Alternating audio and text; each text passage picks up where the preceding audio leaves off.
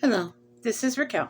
I was asked by Leticia to kind of share some things that I learned during her presentation on, I believe it was February the 23rd. The first question that she had asked was, what key takeaways did I gather from the keynote speaking? There's four that I gathered from what she was addressing.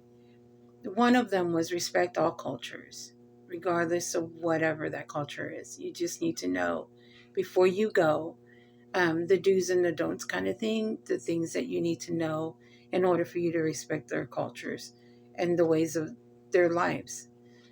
The other thing is to be open to new experiences. Don't ever turn your head away from experiencing new things. She was explaining about like the food and how that was a lot of the food that she had was new experiences for her. And she made sure to let everybody know that she wanted mild, not spicy.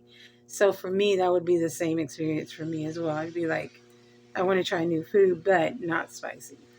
Another thing is don't compare your experiences with others.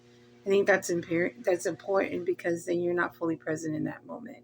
You're not fully able to receive what's happening if you're comparing, well, so and so told me that this is what happened to them with what you're going through. So appreciate that your experiences are going to be different. The other thing that she asked was the application and relevance.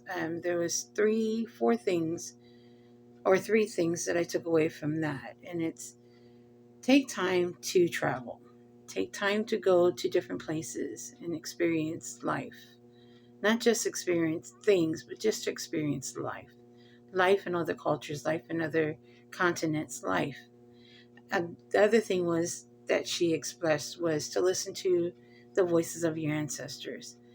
She was saying how her ancestors were calling her back home.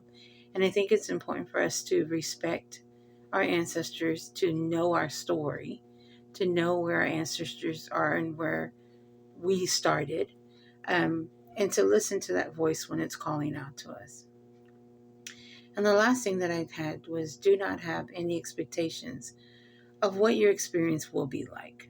If you go with this expectation of, oh, I want it to be this and I want it to be that, and then it doesn't happen, then you're going to leave with some disappointments. But if you go not expecting anything, but to just receive, I think that is very helpful in making your experience um, more than what you could have ever imagined. One of the things that I kept reflecting on is that she had mentioned to not believe the narratives that we are given about countries in the media and in the news. She did this exercise where she had us write what we think is true about Ghana and Africa. And some people said it was a poor country, and some people said that it was dirty, and some people said that there was no water, and that it's filled with people who have AIDS, and it was all these negative connotations that were spoken. And she even expressed how it was hard for her to read those comments, but that's the things that the media is putting out, and we're believing it as individuals. So she kept saying, just don't believe the narrative that's given. You have to make up your own narrative over the experiences that you have, over the things that you have experienced. Um, the last thing she asked is action steps. She says, what specific actions or changes do you plan to implement as a result? And the one thing that I'm planning on doing is to make room to travel, to make plans to travel, because I want to grow in who I am. And if I'm not out there experiencing life in different places and different cultures and interacting with other individuals, then I can't be who I want to be. I can't be the fullest me if I'm stuck in a little box. So I plan to travel more and learn from every experience that I'm blessed with. God bless you. Bye bye.